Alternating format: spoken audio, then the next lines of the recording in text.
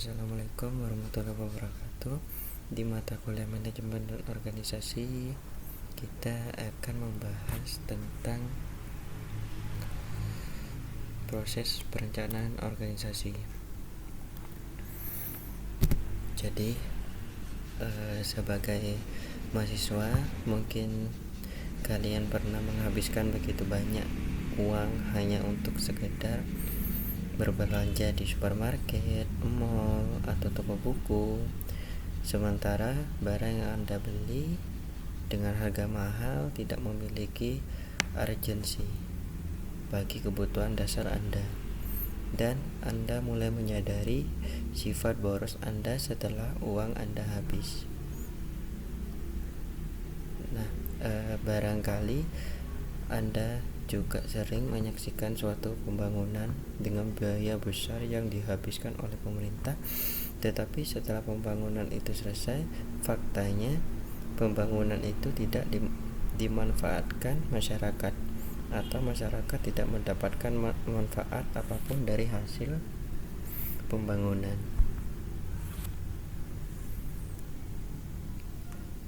Jadi dari keseluruhan permasalahan di atas menandakan bagaimana aktivitas yang tidak didahului perencanaan dengan baik. Karena itu, aktivitas pribadi, kelompok, pekerja, bahkan aktivitas ibadah memerlukan perencanaan. Tengoklah bagaimana orang menjalankan ibadah haji. Sangat sedikit orang untuk tidak dikatakan tidak ada sama sekali yang bisa berangkat menunaikan haji dengan tiba-tiba tanpa perencanaan. Jadi semua itu butuh perencanaan. Nah, selanjutnya dari definisinya sendiri, bahwa perencanaan berasal dari kata rencana yang diberi imbuhan pe dan an. Rencana adalah produk perencanaan, sedangkan perencanaan adalah proses penentuan rencana. Jadi perencanaan merupakan proses kerja, maka rencana merupakan hasil dari proses kerja. Perencanaan merupakan fungsi dasar fundamental karena pengorganisasian, menyusun, personalia, pengarahan, dan pengawasan harus terlebih dahulu direncanakan. Nah, perencanaan menurut para ahli itu yang pertama dari Prajudi Atmosudirjo, perencanaan adalah perhitungan dan penentuan tentang suatu atau apa yang akan dijalankan dengan rangka pencapaian tujuan tertentu, bila mana, oleh siapa, dan bagaimana. Menurut M. Farki, perencanaan adalah proses penyusunan berbagai keputusan yang akan dilaksanakan pada masa yang akan datang untuk mencapai tujuan yang ditentukan. Nah, menurut Bintoro Cokroamijojo, perencanaan adalah proses mempersiapkan kegiatan-kegiatan secara sistematis yang akan dilakukan untuk mencapai tujuan tertentu. Nah, jadi dari pandangan ahli di atas dapat dirumuskan definisi perencanaan sebagai suatu kegiatan yang dilakukan secara sadar dengan menggunakan rasio atau akal untuk mengkalkulasi program dan pembiayaan, penentuan proses suatu kegiatan, dan menentukan berbagai alternatif keputusan untuk mencapai tujuan satu kegiatan. Nah, ini ada perencanaannya, diagramnya. Jadi di dalam diagram ini ada yang namanya perencanaan atau pemilihan dan penentuan tujuan organisasi dan menyusun strategi kebijakan program. Ada pengorganisasian, penentuan sumber daya dan kegiatan yang dibutuhkan. penyusunan organisasi atau kelompok kerja, penugasan pimpinan dan tanggung jawab serta koordinasi. Yang ketiga, penyusunan personalia, seleksi, latihan, pengembangan, penempatan, dan orientasi karyawan. Yang keempat, ada pengarahan, motivasi, komunikasi, kepemimpinan untuk mengarahkan karyawannya, menggerakkan suatu yang ditugaskan kepadanya. Yang kelima, penetapan standar pengukuran pelaksanaan dan pengambilan tindakan kolektif. Nah, ada 4 alasan mengapa perencanaan itu penting bagi organisasi. Yang pertama, tanpa perencanaan berarti tidak ada tujuan yang ingin dicapai. Tanpa perencanaan tidak ada pedoman pelaksanaan sehingga banyak pemborosan. Yang ketiga, perencanaan adalah dasar pengendalian, karena tanpa ada rencana pengendalian tidak dapat dilakukan. Yang keempat, tanpa perencanaan tidak ada keputusan dan proses manajemen. Nah, yang pertama di sini ada jenis-jenis perencanaan. Yang pertama, visi. Visi menggambarkan kondisi masa depan yang diwujudkan melalui pelaksanaan sejumlah visi. Secara konseptual, visi didefinisikan sebagai rangkaian kalimat yang menyatakan cita-cita atau impian sebuah organisasi yang akan dicapai di masa depan. Dalam visi organisasi terdapat nilai-nilai, aspirasi, serta kebutuhan organisasi di masa depan. Yang selanjutnya adalah misi. Misi merupakan rangkaian kalimat yang menyatakan tujuan atau alasan eksistensi organisasi, yang memuat apa yang disediakan oleh organisasi kepada masyarakat, baik berupa produk atau jasa.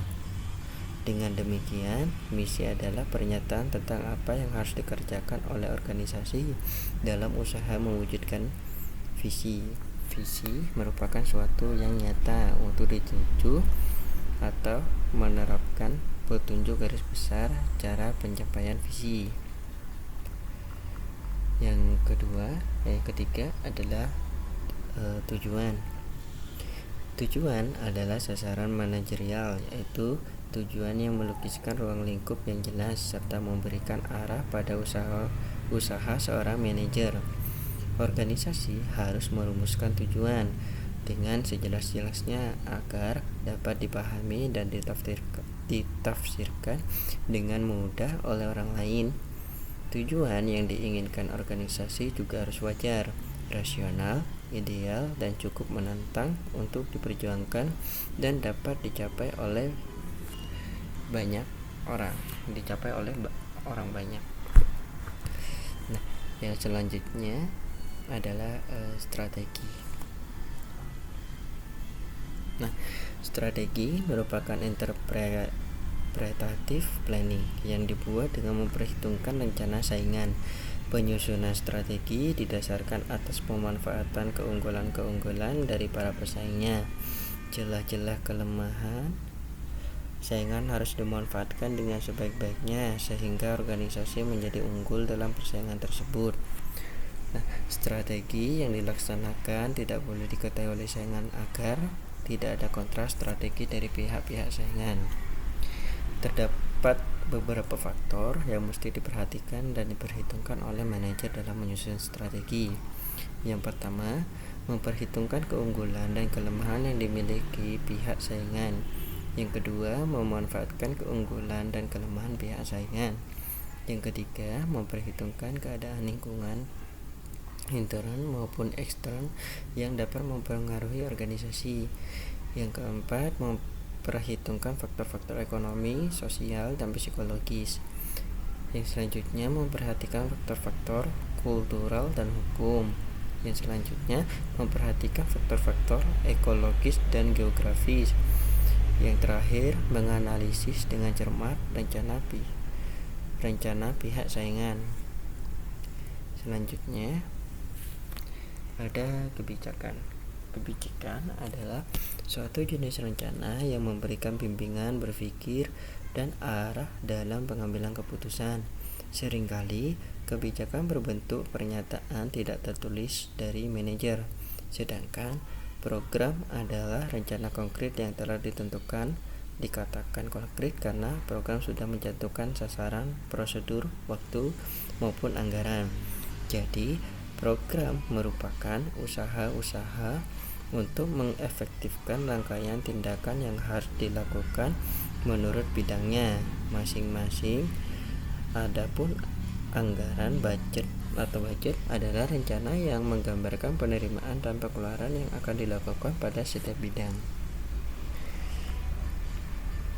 Nah, kebijakan dapat dibedakan atas dua jenis, yaitu tertulis dan kebijakan lisan. Nah, ini adalah tabel kebaikan dan keburukan kebijakan tertulis dan lisan.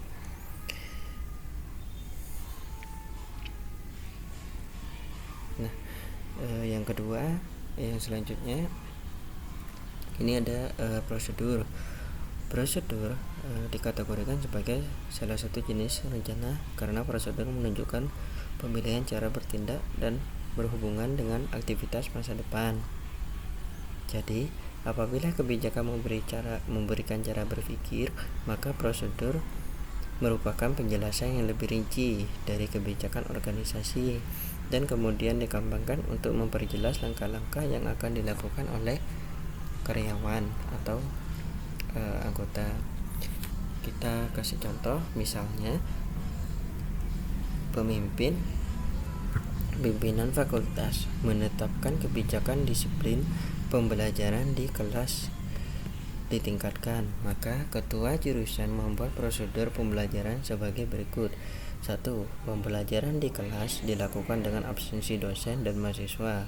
Yang kedua, dosen membuat satuan acara perkuliahan. Yang ketiga, evaluasi perkembangan proses pembelajaran di setiap akhir bulan. Dengan demikian, karyawan akan menyediakan absensi perkuliahan, meminta satuan acara perkuliahan kepada dosen, dan menyiapkan agenda rapat evaluasi setiap akhir bulan. Yang selanjutnya ada peraturan atau rule. Rule adalah rencana tentang peraturan-peraturan yang telah ditetapkan dan harus ditaati. Perbedaan rule dengan prosedur. Rule tidak menurut urutan, sedangkan prosedur berdasarkan urutan. Nah, persamaan rule dan prosedur sama-sama memberikan bimbingan untuk bertindak yang baik. Selanjutnya,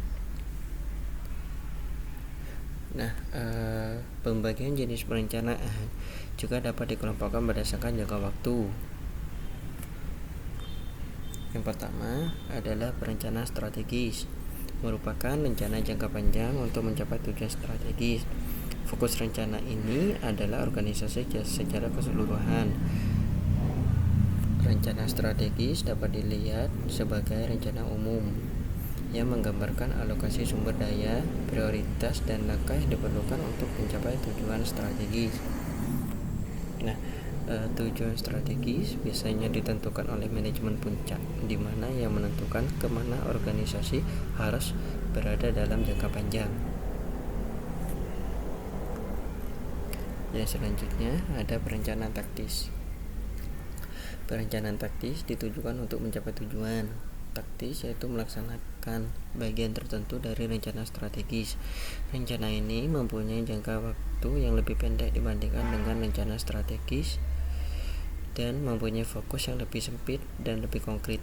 Misalnya, dalam perang sering kita dengar ungkapan memenangkan pertempuran untuk memenangkan perang. Artinya, memenangkan perang merupakan akhir atau tujuan dari kegiatan perang. Maka, untuk mencapai tujuan akhir itu harus terlebih dahulu memenangkan pertempurannya. Untuk selanjutnya ini ada perencanaan operasional. Perencanaan operasional diturunkan dari perencanaan taktis, mempunyai fokus yang lebih sempit, jangka waktu yang lebih pendek, dan melibatkan manajemen tingkat bawah. Rencana operasional mempunyai dua jenis, yaitu rencana tunggal sekali pakai dan standing plan dapat dipakai berkali-kali. Nah, rencana tunggal lebih sesuai digunakan untuk mencapai tujuan yang spesifik yang kemudian dihapuskan setelah tujuan tercapai.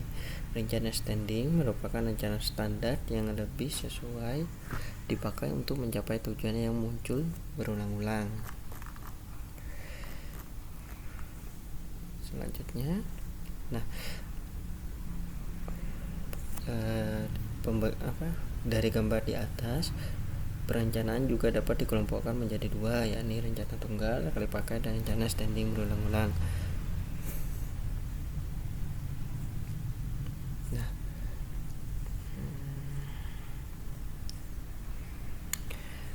Rencana tunggal misalkan ekspansi perusahaan dengan mengembangkan berbagai rencana sekali pakai seperti pembuatan pabrik baru, penarikan tenaga baru, analisa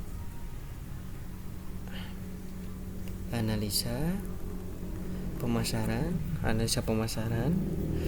Nah, beberapa jenis rencana sekali pakai yaitu program, proyek, dan anggaran.